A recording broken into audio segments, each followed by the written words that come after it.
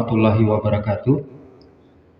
Pemirsa warga Nahdien dimanapun Anda berada, jumpa lagi dengan siaran PWNU Official Gorontalo edisi spesial, dan kali ini kita akan mengobrolin soal persiapan Pekan Ekonomi Syariah Gorontalo yang akan digelar pada Oktober mendatang. Nah, untuk itu kita sengaja menghadirkan steering komite Pekan Ekonomi Syariah Gorontalo, Gus Abdullah Anik Nawawi, yang di sore hari ini sudah hadir bersama-sama kita, dan kita akan mengobrolin soal banyak hal. Salah satunya soal bagaimana peran pengurus wilayah Nahdlatul Ulama Gorontalo untuk mempersiapkan agenda yang bagi kami adalah agenda yang cukup besar di Gorontalo. Nah, sebelum itu kami menyapa dengan hormat Kiai Abdullah Anik Nawawi. Assalamualaikum Gus. Waalaikumsalam. Apa kabar Gus? Ya, seperti yang terlihat. Sehat ya? Ya, sehat lah, alhamdulillah. Oke, baik Bapak Ibu pemirsa di rumah dimanapun Anda berada, sore hari ini kita akan mengobrolin banyak hal berkaitan dengan Pekan Ekonomi Syariah Gorontalo. Untuk itu kita langsung saja tanya ke Gus Abdullah Anik Nawawi soal, mungkin bisa diceritakan kira-kira apa latar belakang dan melatar belakangi lahirnya gagasan Pekan Ekonomi Syariah 2025 yang akan digelar pada Oktober nanti Gus. Mungkin ini pertanyaan awal. Silakan Gus. Baik, terima kasih banyak. Bismillahirrahmanirrahim. Wassalatu wassalamu ala Rasulillah. Jadi Pekan Ekonomi Syariah itu adalah kelanjutan dari agenda-agenda Nahdlatul Ulama Gorontalo sebetulnya. Kita ingat di tahun 2023 atau 2024 kita menyelenggarakan musyawarah kerja wilayah 2023 atau 4 itu ya? 2024 ya, kita menyelenggarakan Muskerwil, musyawarah kerja wilayah. Dan di Muskerwil itu kita mengusung tema khidmah inklusif Nahdlatul Ulama Gorontalo, bahwa NU di Gorontalo sudah harus mulai memikirkan umatnya.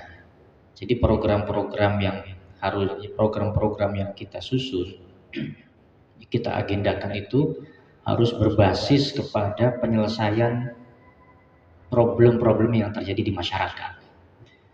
Nah, di Muskerwil itu juga muncul beberapa problem sosial ekonomi, terutama problem ekonomi ya. Misalkan banyak masyarakat yang terlilit hutang ya, terlilit rentenir dan seterusnya. Nah, itulah yang melatar belakangi bahwa menurut kami NU Gorontalo penting untuk melakukan upaya-upaya untuk menyelesaikan problem-problem tadi. Nah, itu yang pertama. Lalu yang kedua, Nahdlatul Ulama ini sebagaimana namanya, dia kan kebangkitan ulama. Jadi itu artinya Nahdlatul Ulama di dalam memutuskan kebijakan atau program harus betul-betul berdasarkan nilai-nilai keagamaan yang telah dirumuskan oleh para ulama. Nah, ulama kita sudah mengatakan, salah satunya adalah Imam Al-Ghazali di dalam kitab Al-Iqtisad fil I'tiqad. Beliau menjelaskan Nizamuddin bil ma'rifah wal ibadah. Beliau mengatakan bahwa agama ini akan teratur dengan dua hal, dengan ibadah dan dengan pengetahuan. Jadi inti dari beragama menurut Imam Al-Ghazali adalah bagaimana halnya kita mencapai ilmu pengetahuan dan bagaimana agar kita bisa beribadah. Ibadah di sini dalam arti pengabdian secara umum, baik pengabdian kepada Tuhan maupun pengabdian kepada sesama. Nah, tetapi yang menarik, Imam Ghazali memberikan apa itu Imam Ghazali melanjutkan perkataannya dengan mengatakan la yutawassal ilaihima illa bisihhatil badan wa baqail hayah wa salamati qadril hajat.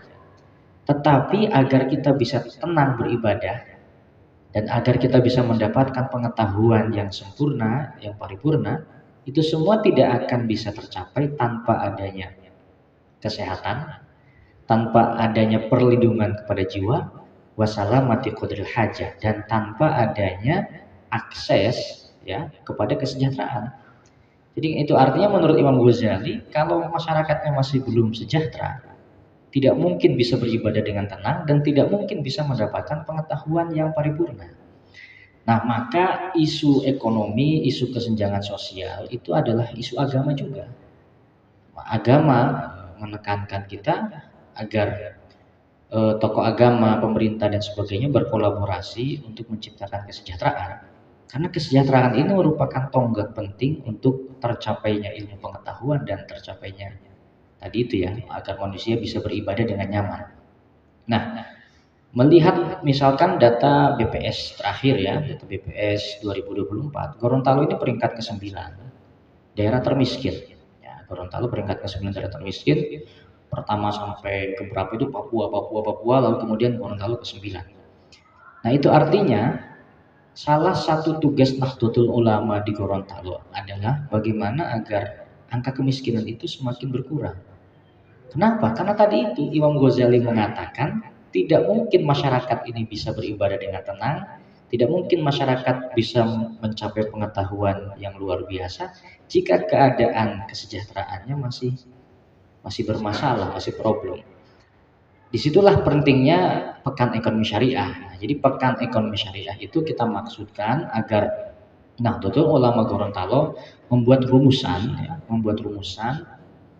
agar teori-teori ekonomi syariah maupun lembaga-lembaga keuangan, lembaga bisnis, industri keuangan syariah bisa berkolaborasi untuk memperkecil gap kesenjangan sosial. Jadi insya Allah ke arah sana tujuannya. Jadi tadi sudah mencoba menyinggung soal peran ulama. Nah, agar agenda besar ini bisa terlaksana, kira-kira apa yang harus dilakukan oleh PWNU sendiri, terutama misalnya peran-peran para ulama dan para ustadz di lingkungan atau di internal PWNU sendiri. Nah, ini mungkin bisa dijawab. Peran Nahdlatul Ulama sehingga kemudian agenda besar ini bisa terlaksana dengan baik. Nah, mungkin nanti kita kalau ada yang kurang tepat bisa langsung diluruskan ya. Ya. Nah, ruang lingkup pertama kita begini. Pertama, wacana ekonomi syariah itu adalah wacana yang cukup asing di kalangan Nahdliyin. Itu dulu yang perlu kita akui. Kita di kalangan pesantren mengaji fikih muamalah, ya, mengkaji ekonomi. Tapi kemudian wacana-wacana ekonomi syariah, lembaga keuangan, lembaga bisnis syariah dan sebagainya itu terasa asing ya di kalangan warga Nahdliyin. Jadi yang paling penting saat ini adalah bagaimana agar wacana-wacana dan instrumen-instrumen tersebut tidak lagi asing di kalangan Nahdliyin. Saya ambil contoh begini. Angka pinjam online di Gorontalo kan cukup tinggi. Oke. Ya. Lalu kemudian angka masyarakat yang terkena rentenir juga cukup tinggi. Nah, di Otoritas Jasa Keuangan (OJK) itu ada skema pembiayaan melawan rentenir. Itu gitu ya? Ada skema itu. Nah, pertanyaannya, mengapa skema itu selama ini tidak sampai ke kalangan Nahdliyin? Itu kan yang menarik. Nah, itu artinya skema-skema yang ditawarkan oleh OJK dan lain-lain itu tidak pernah sampai ke kalangan Nahdliyin. Nah, menurut kami ruang-ruang dan potensi ini harus kita dekatkan di kalangan Nahdliyin. Nah, jadi tugas NU adalah mendekatkan wacana, kemudian produk dan apapun itu yang berkaitan dengan ekonomi syariah yang tujuannya untuk kesejahteraan masyarakat itu kita dekatkan ke kalangan Nahdliyin. Terutama lembaga-lembaga pesantren. Ya, ya, tentu salah satunya adalah pesantren, salah satunya itu. Nah, jadi itu. Lalu kemudian yang selanjutnya, kita mungkin punya banyak UMKM, UMKM maupun pelaku usaha-usaha lainnya di kalangan Nahdliyin yang selama ini opsi permodalannya itu sebagian besar hanya lewat pinjaman. Padahal ada opsi permodalan yang lain, yaitu lewat skema crowdfunding. Yang itu nanti difasilitasi oleh Bursa Efek Indonesia. Itu seperti apa ini? Nah, jadi nanti misalkan kalau KJMI punya UMKM, punya usaha, ingin mendapatkan suntikan dana, nanti bisa diajukan lewat Bursa Efek Indonesia, kemudian mendapatkan suntikan modal. Nah, suntikan modalnya itu tidak dalam bentuk pinjaman, tapi dalam bentuk crowdfunding. Investor-investor ini patungan untuk membiayai usahanya KJMI, kemudian nanti ada profit sharing yang disepakati bersama. Menarik. Bisa juga misalkan pengusaha-pengusaha NU yang skalanya cukup besar, bisa diupayakan agar agar perusahaannya itu bisa IPO, bisa go public, dan itu nanti juga bisa difasilitasi oleh Bursa Efek Indonesia. Nah, selama ini kita tidak pernah memiliki akses ke sana. Karena itu kemudian baik UMKM Nahdliyin maupun pelaku-pelaku usaha tidak bisa berkembang secara signifikan karena terkait akses. Aksesnya yang selama ini tidak pernah kita ketahui.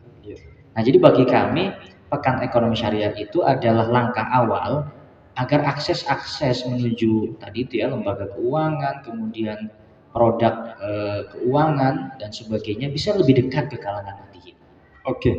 Baik Gus. Tapi ini menarik sekali. Tapi kembali lagi soal kita bicara soal latar belakang dan tujuan.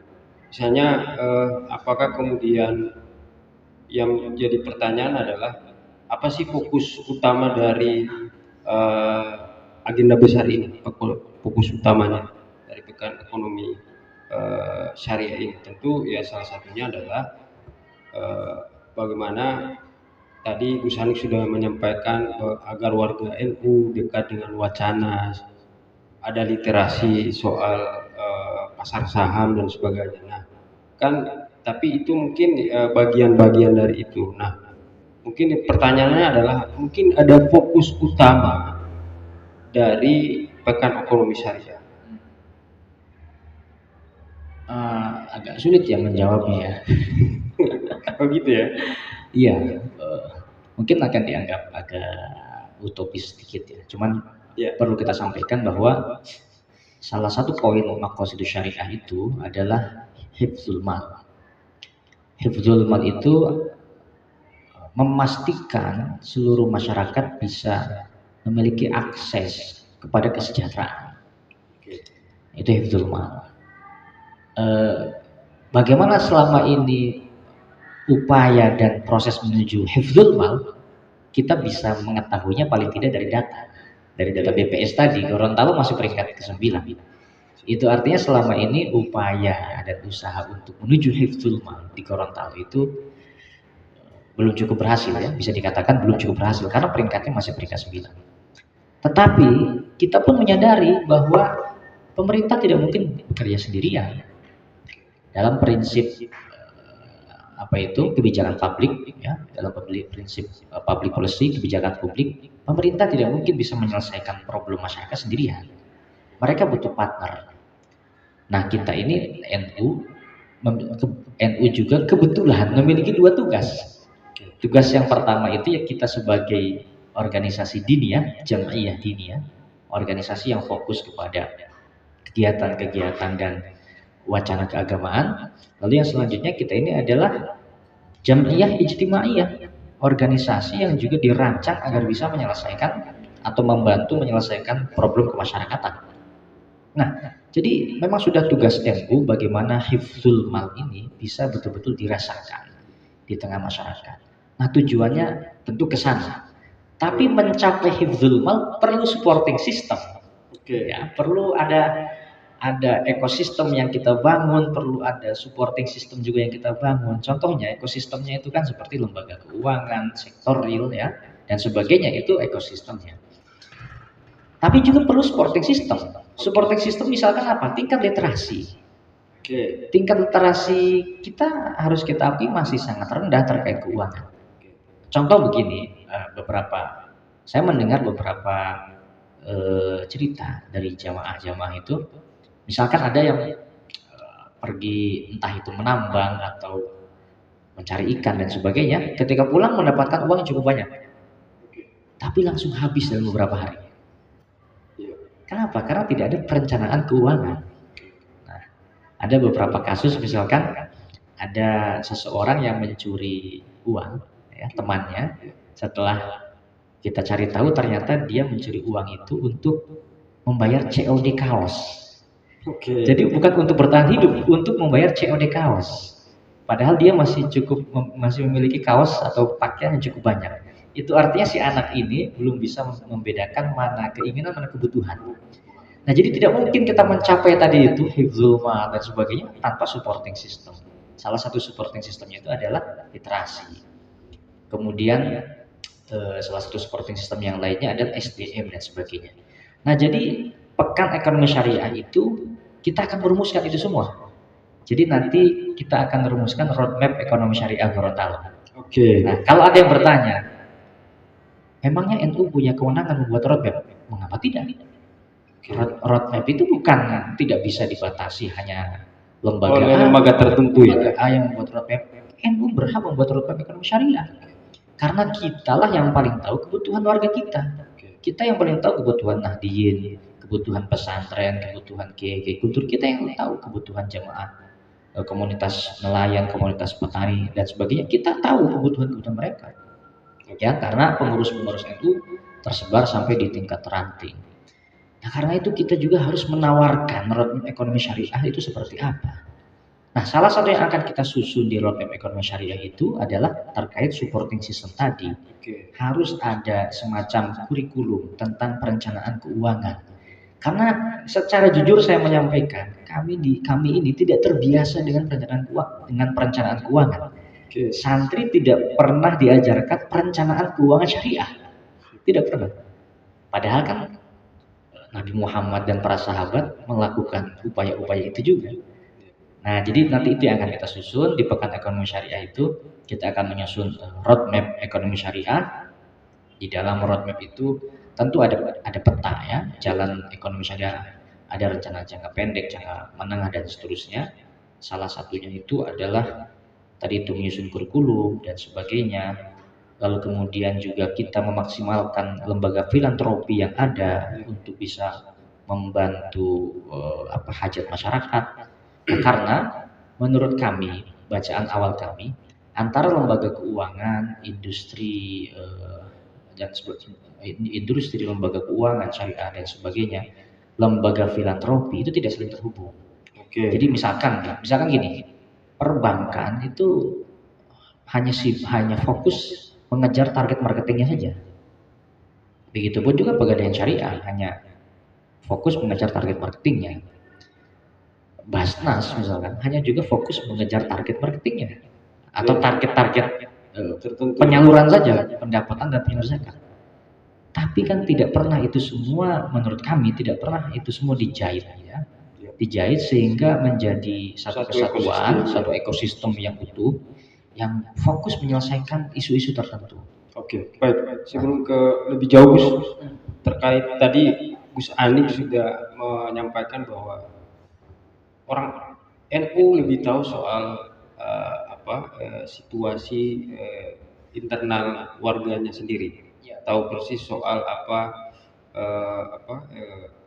ekonomi warga sendiri. Nah, menurut Gus Anik dengan pekan ekonomi syariah ini, kira-kira potensi ekonomi syariah di Gorontalo itu kira-kira seperti apa? Ya saya nggak tahu. Apakah kemudian gagasan ekonomi syariah ini bisa benar-benar kita atau NU bisa kawal dengan baik? Sejujurnya saya tidak tahu dampaknya akan seperti apa. Kita tidak tahu, tetapi yang pasti kita harus melakukan sesuatu. Oke. Jadi Berbuat dulu ya. harus berbuat. Jadi ini sama seperti begini. Kalau saya KJM ini kan kepala kantor ya, kepala kantor PWNU ya. Kalau saya bilang begini ke KJM, ayo kita buat buat perayaan kembang api di sini di kantor. Dia kan akan jawab, oh jangan. Daripada kembang api lebih baik kita undang sholawatan. Iya. Itu artinya ketika ada gagasan akan ada Iya. ada respon. akan ada respon, akan ada umpan balik. Itu yang kita harapkan. Iya. Ada kritik ya. Tapi kalau saya tidak menyampaikan apa-apa, KJB juga tidak menyampaikan apa-apa kan? Kalau saya tidak menyampaikan wacana, dia juga tidak menyampaikan wacana. Oke. Jadi tentu kami tidak anti kritik dan macam-macam, kami menerima masukan sebanyak-banyaknya, tetapi wacana ini harus digaungkan. Ya. Ketika wacana ini digaungkan, kita akan menyusun roadmap. Ya silahkan, misalkan kalau nanti ada, oh ini nggak pas, harusnya begini, ya silahkan. Oke. Tapi kan selama ini diam-diam semua kan, terkait wacana keumatan diam-diam semua. Ini umat kita semakin banyak terkena judi online, terkena pinjaman online, kita ini diam-diam aja.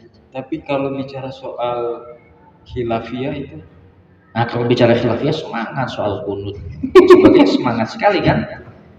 Nah jadi menurut kami sudahlah itu soal yang kayak gitu itu tetap penting, tapi perlu kita ingat yang Nabi wanti-wanti itu kadal faqru ayyakuna kufra. Yang menyebabkan orang bisa kufur itu kefakiran. Itu artinya warga NU, misalkan ada warga NU yang fakir, lalu didatangi misalkan oleh HTI, ayo Anda ikut HTI, saya kasih 1 miliar. Saya yakin itu ikut HTI. Saya yakin itu.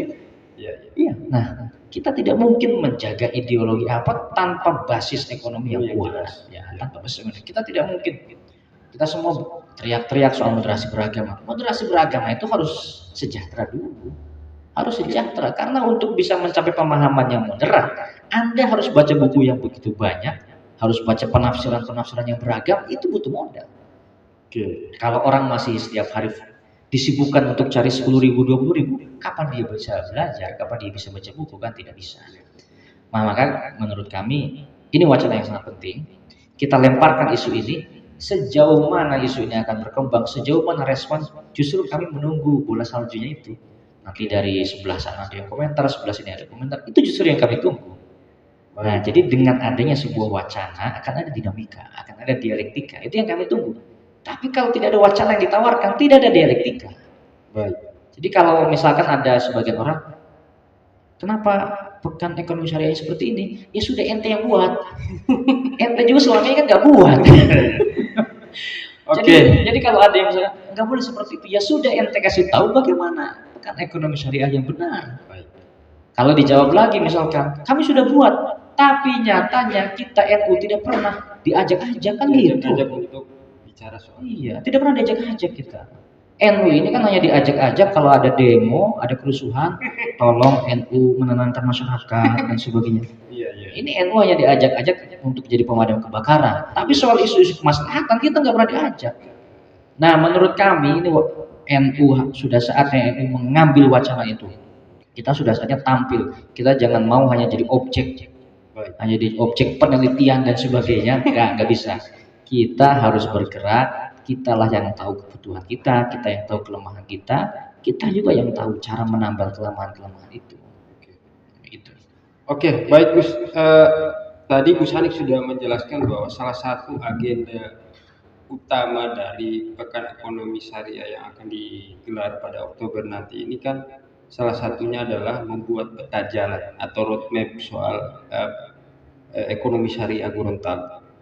Nah, mungkin saya yakin tidak hanya itu saja, mungkin ada agenda-agenda lain yang mungkin jadi salah satu hal yang tentu meningkatkan kesadaran warga NU nanti di Pekan Ekonomi Syariah. Tentu Pekan Ekonomi Syariah juga ini kan dibarengi dengan peringatan Hari Santri Nasional. Nah, mungkin selain peta jalan yang disampaikan, mungkin ada hal atau item-item agenda lain, Gus? Iya, nanti saya usul diundang juga ketua organizing komitinya ya, Pak Iskandar Ciko Uno diundang juga. Jadi memang Pekan Ekonomi Syariah itu rencananya 3 hari. Oke. Ya, 3 hari. Dalam 3 hari itu ada sarasehan yang membicarakan roadmap ekonomi syariah Gorontalo. Nah, di sarasehan tersebut, insya Allah sudah terkonfirmasi akan datang Ketua DSN, Dewan Syariah Nasional, Prof. Hasanuddin, ya, akan datang. Saya sudah kontak langsung beliau dan insya Allah beliau menyempatkan datang di tanggal 25 Oktober. Kemudian kami juga sudah mengontak Direktur Eksekutif Komite Nasional Ekonomi dan Keuangan Syariah, Kiai Haji Salahuddin Al-Ayyub. Ya. Sudah kami kontak dan kami juga sedang berkoordinasi dengan beliau terkait penyusunan roadmap ekonomi syariah. Itu. Lalu kemudian dari OJK, Otoritas Jasa Keuangan juga akan hadir, ya, akan hadir. Lalu kemudian juga dari Bursa Efek Indonesia akan hadir. Nah, kenapa Bursa Efek Indonesia menjadi partner utama kami dalam Pekan Ekonomi Syariah ini? Karena dari pihak Bursa Efek dan pihak perusahaan sekuritas, ya, Pintrako, mereka lah yang menghubungkan kami dengan OJK.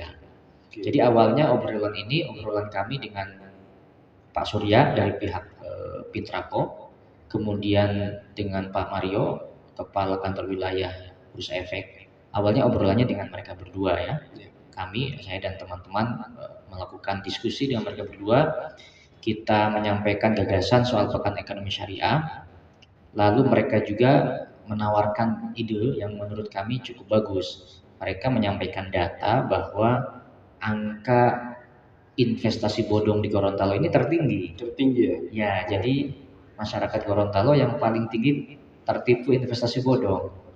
Nah, karena itu mereka juga menawarkan bagaimana agar di Pekan Ekonomi Syariah itu ada kelas literasi dan inklusi investasi syariah. Ya, jadi agar masyarakat dikenalkan dengan skema investasi yang legal, ya, yang legal, saham, ya, diawasi oleh OJK dan seterusnya. Karena itu kemudian Bursa Efek Indonesia juga mengajak kita untuk bekerja sama, ya. Karena itu nanti di 3 hari itu nanti juga ada kelas pasar modal syariah dan itu sudah dimulai dari sekarang. Nah, kenapa kelas pasar modal atau kelas investasi syariah ini penting?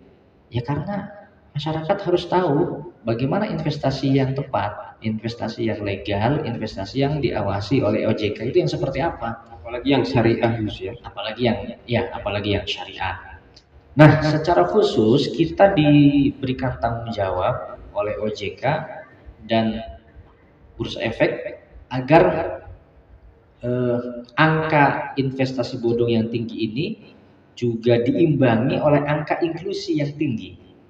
Nah, inklusi itu kan bagaimana seseorang bisa akses kepada lembaga keuangan dan produk jasa keuangan. Produk jasa keuangan.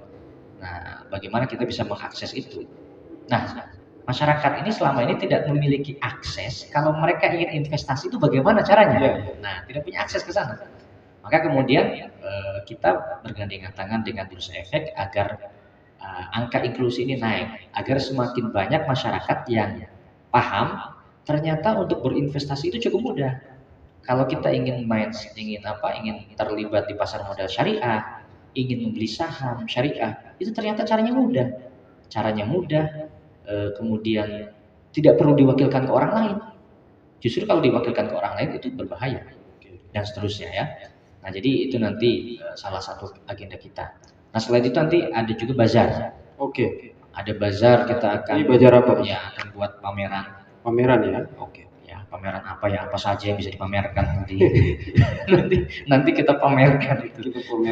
Ya, kita akan buat pameran produk saja, ya. Produk dan jasa halal, ya. Misalkan ada teman-teman yang ingin memamerkan produk produk UMKM, baik itu makanan atau jasa, ya, seperti ya asuransi syariah, lalu kemudian pegadaian syariah, gadai syariah, lalu kemudian travel umroh, travel haji dan sebagainya, itu juga nanti bisa dipamerkan. di bazar itu. Nah, selain itu nanti kita ada juga perlombaan-perlombaan. Nah, tapi perlombaan-perlombaannya yang berkaitan kemungkinan besar berkaitan dengan ekonomi syariah. Ya. Nanti kita lihat mungkin ada lomba baca kitab, tapi baca kitabnya khusus pasal-pasal tentang muamalah mungkin nanti akan kita lihat. Lalu mungkin ada beberapa yang terlewat. Nanti akan di share ya, akan di share kegiatannya seperti apa, akan di share secara lengkap nanti. Oke, baik. Tadi Gus Alik sudah banyak menyebut beberapa item kegiatan dan ini tentu akan terus dikawal dan dipersiapkan oleh organisasi komite. Nah, tentu agenda-agenda ini tidak nanti hanya semacam habis di seremonial Gus. Kira-kira apa strategi yang nanti dilakukan oleh steering dan organisasi komite dalam pekan ekonomi syariah nanti? Iya memang betul kita berharap ini tidak hanya seremonial ya harapannya. Target utama, salah satu target kami adalah skema pembiayaan melawan rentenir itu bisa kita bawa ke sini ke Gorontalo, dan mulai bisa dirasakan manfaatnya oleh masyarakat. Itu target kami. Kami juga sudah komunikasi dengan OJK dan OJK juga sangat terbuka dan mereka juga membuka peluang yang cukup besar agar skema pembiayaan melawan rentenir itu bisa juga dinikmati ya, dirasakan manfaatnya oleh teman-teman di Gorontalo. Lalu kemudian target utama kami sudah menyiapkan skema bantuan dan pendampingan untuk komunitas-komunitas tertentu. Misalkan kami sudah mempersiapkan bantuan dan skema pendampingan untuk kelompok nelayan. Wah, menarik ya. Ya, lalu rencananya mungkin di akhir Oktober itu ada satu kelompok dulu. Setiap kelompok nanti ada 10 ya. Jadi nanti kita akan ada 10 kelompok nelayan yang akan kita bantu. Nah, untuk nelayan ini di awal lokusnya ada di Gorontalo Utara nanti. Ini bantuannya dalam bentuk apa? Nah, bantuannya begini. Nanti bantuannya dalam bentuk bantuan bergilir, dari bantuan untuk modal mencari ikan. Nah, jadi kami mendapatkan info bahwa nelayan itu untuk mencari ikan mereka butuh modal paling tidak 600.000. Nah, setelah mencari ikan mereka bisa mendapatkan rata-rata 3 box gitu ya, baik itu cakalang maupun tuna dan sebagainya.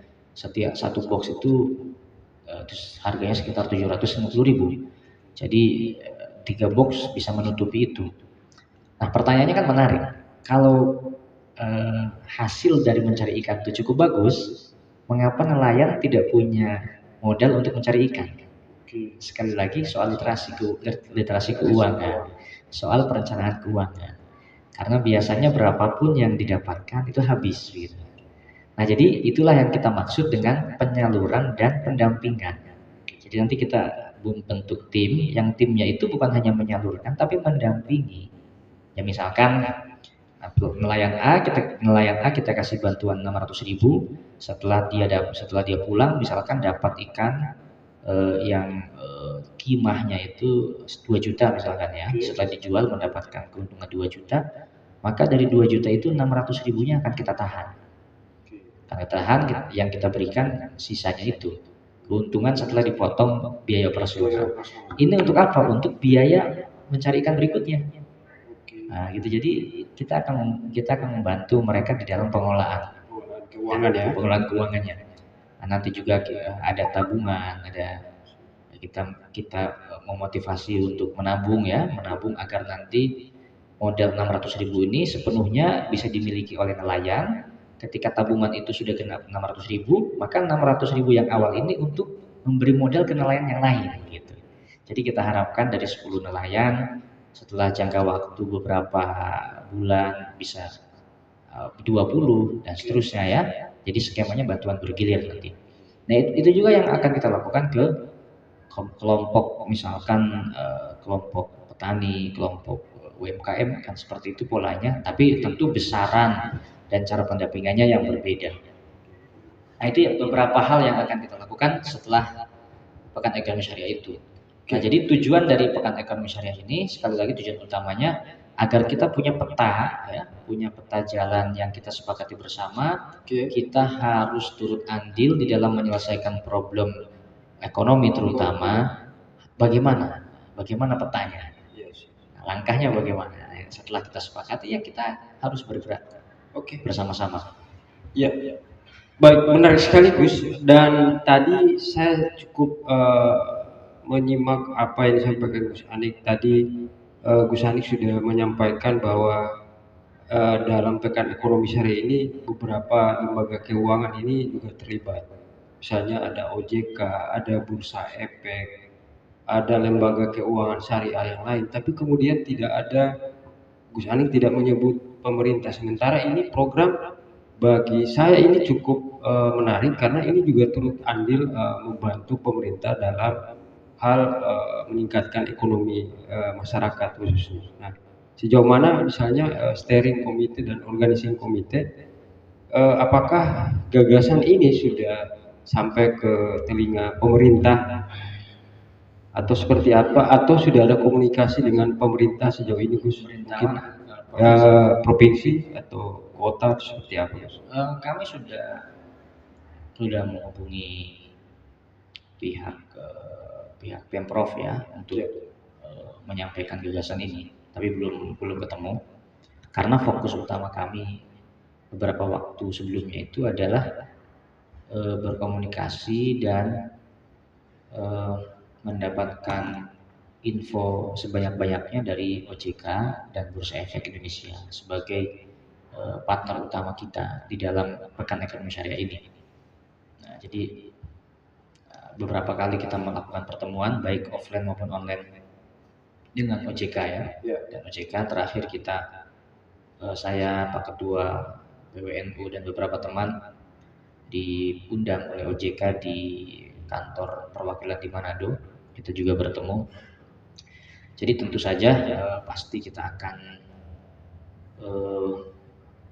audiensi ya, melakukan audiensi dengan pemerintah, baik pemerintah provinsi maupun kabupaten kota yang lain.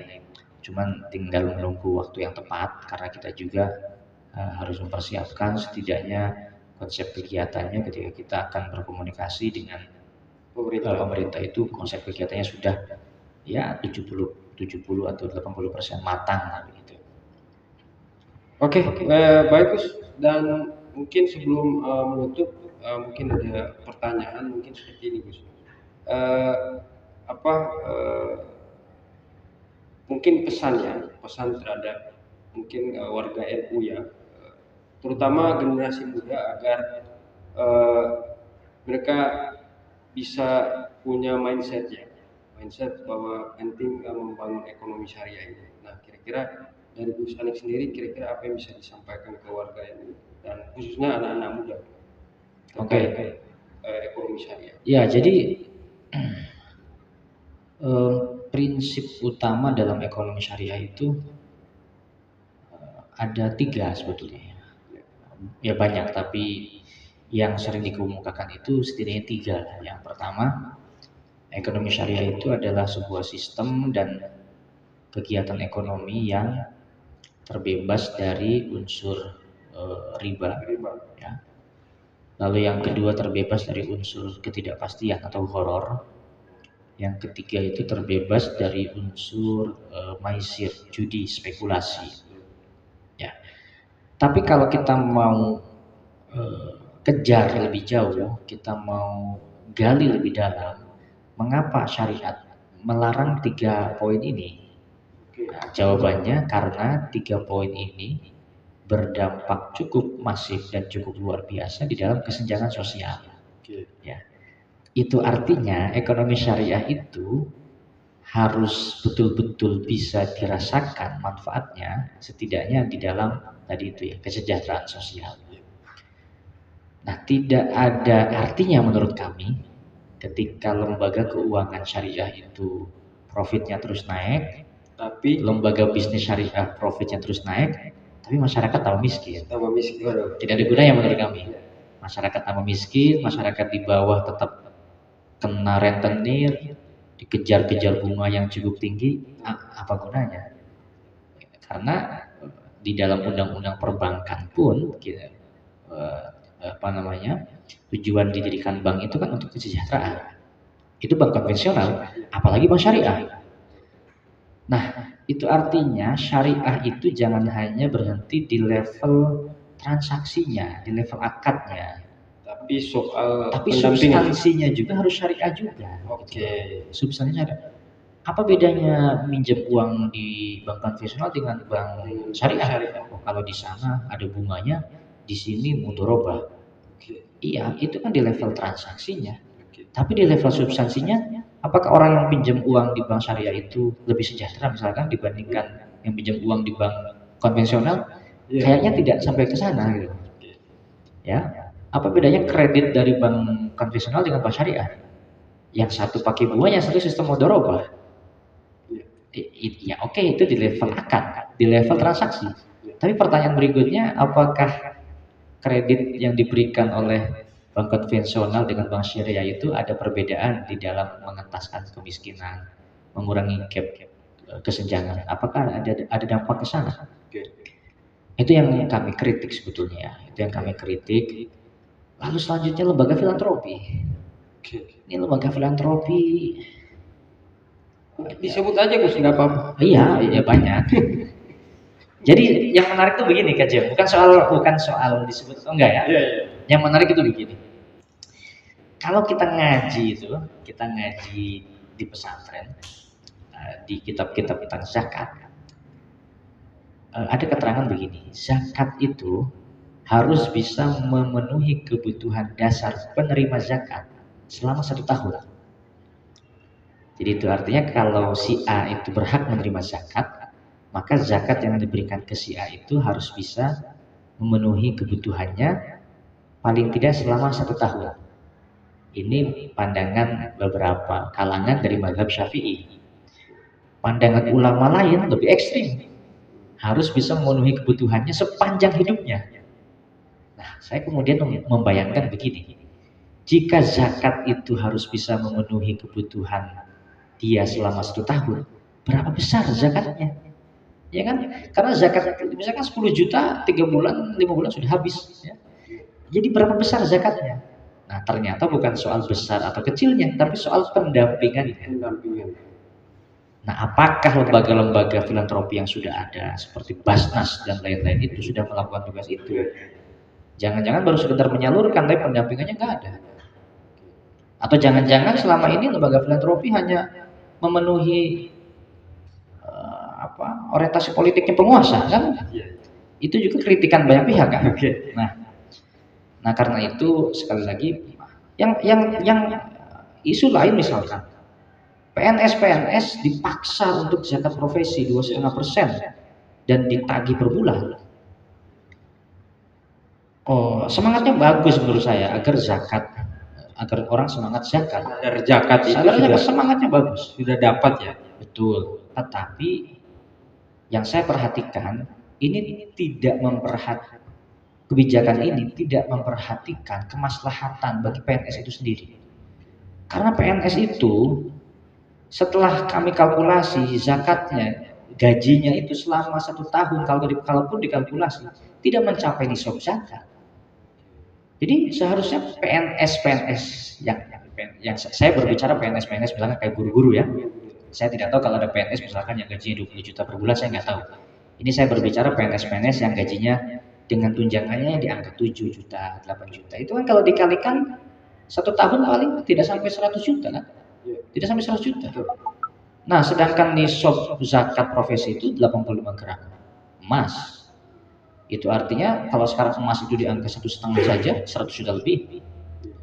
Nah, jadi itu artinya gaji mereka tidak mencapai nisab. Selain itu, ini PNS baik itu SK, sertifikasi dan sebagainya sudah banyak yang pesantren di bank untuk pinjaman. Jadi PNS itu kasihan sekali saya melihatnya, mereka banyak tagihan dan sebagainya masih dibebani zakat 2,5%. Yang sebetulnya itu menurut saya bukan zakat, tapi hanya memenuhi ambisi lembaga filantropi saja itu. Ambisi lembaga filantropi agar angka zakat tinggi. Iya. Nah jadi itu yang menurut saya syariat kita itu masih di level luar. Tapi di dalam substansinya ini bukan syariat, ini bukan syariat. Karena syariat itu harus memberikan kenyamanan bagi semua orang. Ketika ada sebagian pihak yang dirugikan, yang tertekan, ini sejatinya bukan syariat. Imam Ibnu Qayyim al-Jauziyah mengatakan, fa inna syari'ata maslahatun kulluha. Syariat itu seluruhnya maslahat. Wa adlun kulluha, adil. Ya, wa hikmatun kulluha, penuh hikmah. Fa kullu mas'alatin kharajat minal adli ilal jur. Semua agenda, semua program yang keluar dari prinsip-prinsip keadilan, prinsip kemaslahatan dan prinsip hikmah, falaisat minas syariah, itu bukan syariat. Wa in udkhilas 'alaiha bitakwil, meskipun dikampanyekan itu syariat. Jadi meskipun dilabeli ini syariat, ini, tapi kalau menindas bukan syariat. Karena syariat itu tidak boleh keluar dari prinsip keadilan. Nah, kami berharap Pekan Ekonomi Syariah itu kita mendiskusikan hal-hal seperti tadi. Ya, itu. Baik. Terakhir lagi, ini tadi Gus Hanik sudah menjelaskan lebih soal latar belakang dan tujuan digelarnya Pekan Ekonomi Syariah di bulan Oktober. Tapi kemudian kira-kira kalau misalnya nanti masyarakat bisa berkontribusi dalam Pekan Ekonomi Syariah. Nah, kira-kira kalau mereka ingin berkontribusi, itu kira-kira seperti apa, Gus? Apakah kemudian terlibat dalam hadir nanti di acara nanti atau seperti apa? Ya, itu yang belum sempat kita buatkan skemanya seperti apa ya. Itu menarik, kita harus buat skema dan pintu masuknya seperti apa agar masyarakat bisa terlibat. Saya rasa misalkan kita bisa membentuk semacam kelas-kelas FGD ya. FGD expert meeting. Kita bisa memfasilitasi pertemuan para sarjana ekonomi ya, profesor, guru besar ekonomi. Kita juga bisa memfasilitasi pertemuan-pertemuan komunitas-komunitas ya, seperti petani dan lain sebagainya. Kita juga perlu perlu mendapatkan masukan dari mereka, kira-kira apa yang perlu NU lakukan untuk bisa membantu meringankan problem-problem mereka itu. Itu menurut saya penting juga. Nah, ini mumpung belum ditutup. Kami juga NU Gorontalo dalam beberapa waktu terakhir ini melakukan upaya pendampingan kepada kelompok petani tebu. Ya, jadi petani tebu di 2 kabupaten Gorontalo dan Kabupaten Bualemo, NU dampingi, digawangi oleh Lembaga Pengembangan Pertanian NU LPNU yang diketuai oleh Pak Slamet Jumantoro, melakukan pendampingan yang cukup intens kepada para petani tebu di dalam menyampaikan aspirasi terkait kenaikan harga tebu ya. Jadi selama ini harga tebu mereka dihargai cukup rendah, hanya 510.000 per ton. Kemudian sempat naik 540.000, dan itu pun setelah NU kawal. Jadi setelah NU kawal mendapatkan kenaikan 2 kali. Sudah ada kenaikan 2 kali. Pertama kenaikan dari pihak perusahaan 540.000. Kemudian setelah diperjuangkan oleh NU, dikawal oleh NU kerjasama dengan APTRI ya, Asosiasi Petani Tebu Rakyat. Kita audiensi ke kementerian, teman-teman audiensi di sana. Akhirnya kemudian tebu Gorontalo naik harganya dari 510.000 ke 660.000 per ton. Menurut saya ini sebuah langkah yang perlu dijaga ya, Menurut saya NU perlu melakukan langkah-langkah seperti ini sebanyak mungkin. Ya, ini langkah-langkah yang menurut saya dirasakan betul manfaatnya oleh masyarakat secara langsung. Agar NU sangat dirasakan. Jadi tentu saja NU akan merasa senang, akan merasa bangga jika masyarakat kelompok masyarakat manapun menjadikan NU sebagai mitra di dalam menyelesaikan problem mereka. Tentu kami akan siap dengan ya kemampuan kami apa adanya. Kita tidak menjanjikan semua permasalahan akan kita selesaikan, enggak. Tapi kan setidaknya kita bisa membuat rumusan ketika ada permasalahan tertentu, kira-kira penyelesaiannya bagaimana.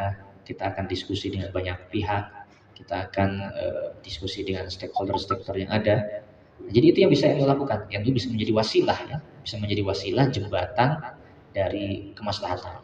Baik, NU bisa menjadi wasilah, terutama nanti di menggagas Pekan Ekonomi Syariah di bulan Oktober mendatang. Baik, karena kita dibatasi waktu, terima kasih atas kesediaannya Gus Hanik hadir di podcast PWNU Gorontalo di sore hari ini. Saya kira kita akan ketemu lagi di podcast selanjutnya berkaitan dengan persiapan Pekan Ekonomi Syariah. Kita juga akan menghadirkan ketua organisasi komite yang juga akan hadir. Nanti kita akan coba undang mengatur jadwalnya. Kita akan bertanya mungkin lebih bicara soal teknis gimana persiapan Pekan Ekonomi Syariah. Nah, untuk itu sekali lagi kami mengucapkan terima kasih kepada Kiai Haji Abdullah Aniknawi selaku Khatib Suriah PWNU Gorontalo. Untuk itu sampai jumpa di podcast selanjutnya. Terima kasih. Wallahul muwaffiq ila aqwamit thoriq. Wassalamualaikum warahmatullahi wabarakatuh.